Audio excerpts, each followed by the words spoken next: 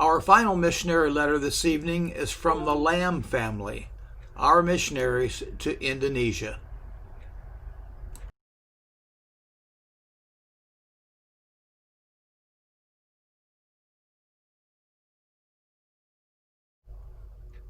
The Lamb family, missionaries to Indonesia.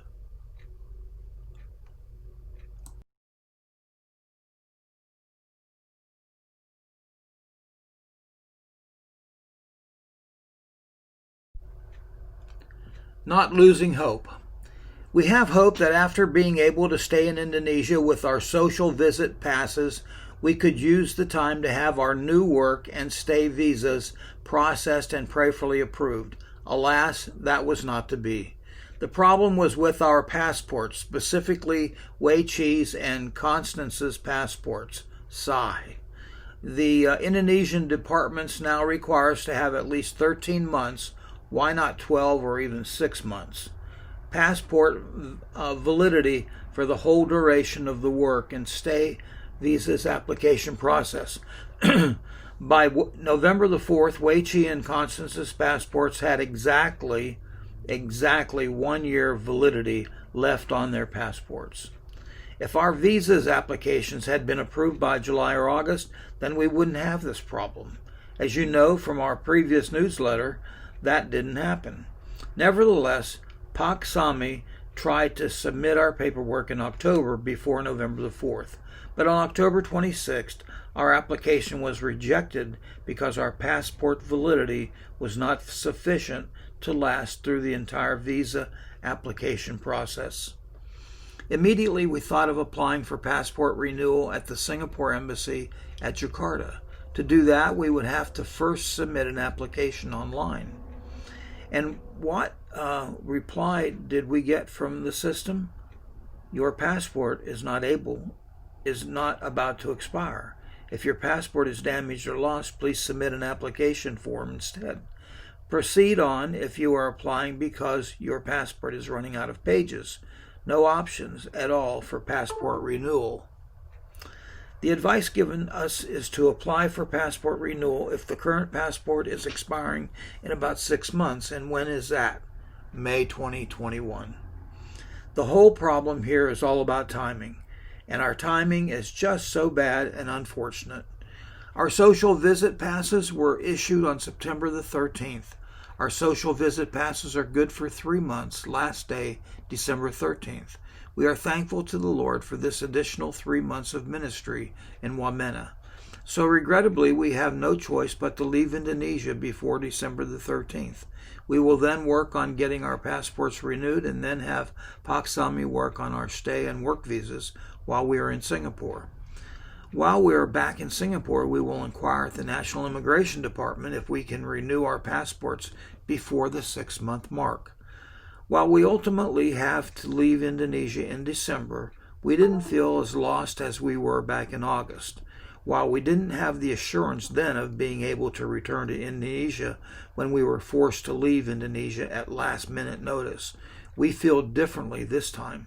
We are sure that the Lord is not done with our ministry here and trust that in His time we will return to field in 2021. Thank you so much for upholding us in prayers during this time, and please continue to pray for us.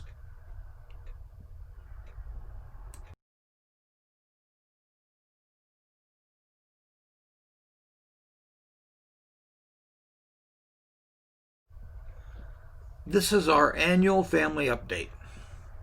Our daughter, Karis Agatha Lamb. 2020 has been a challenging year for Karis, not so much because of the pandemic, but attending a formal school for the first time. Life was tough as a student of a premier independent school in Singapore, Raffles, where the curriculum is extremely challenging. She is in the girls' campus while the boys are in their own campus across the road.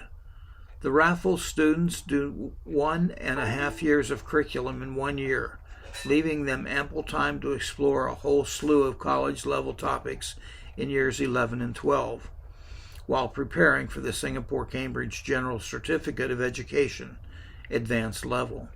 We're thankful that she's able to cope with all the challenges in class, write a research paper on a math topic, make friends, play basketball, and finish year 8 with a B average. About a third to half of the student body possesses an A average. An independent school, read private, education is not cheap.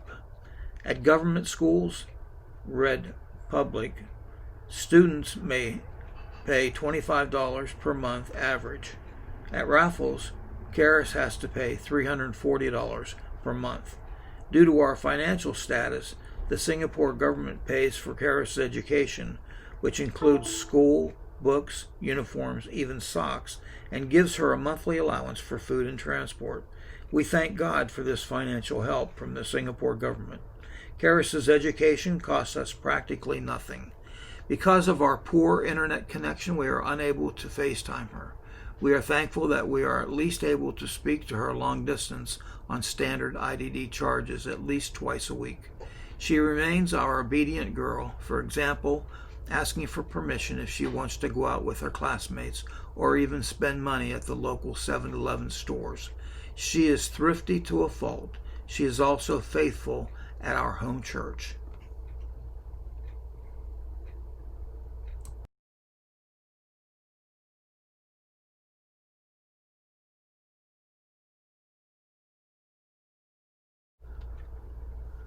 Constance Alethea Lamb.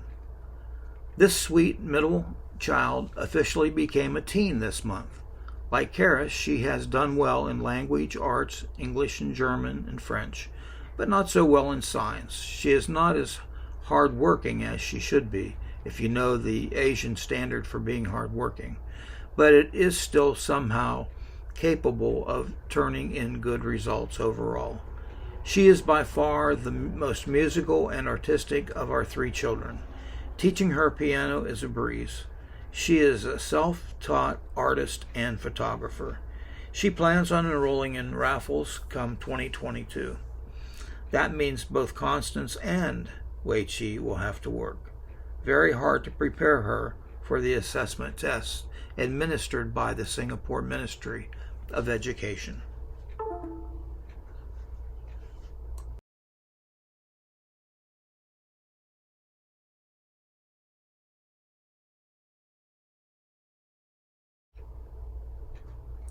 Krista Abigail Lamb, whose alarm clock rings at 6:30 a.m.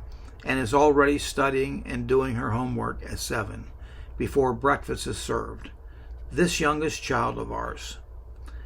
As a result of her diligence, she has completed 2 years of math and science this year and performs well on all her tests. She writes English essays with flair and often has her nose buried in books if she's not playing with her cat. She's very helpful at home and often even picks up after Constance. She is most of the time happy and always has a ready smile for anyone. She gets upset if things don't turn out as she expects. We keep teaching her to moderate her expectations and not to overact.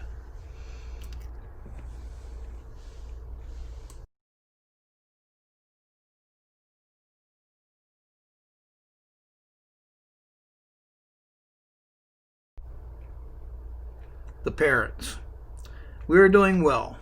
Yanhoon has to see a gastroenterologist when she gets back to Singapore. Thank God for helping her bear with her symptoms while she is here. Thank you all once again for your financial and prayer support. Wei Chi, Yanhoon, Karis, Constance, and Krista, your missionaries to Indonesia. Thank you. Now, if you would take a time and pray for the Lamb family and their 3 daughters and their ministry to Indonesia and their situation that they have with their visas and their passports. We just ask all these things that the Lord would be in control. And we thank you for your prayers in Jesus' precious name.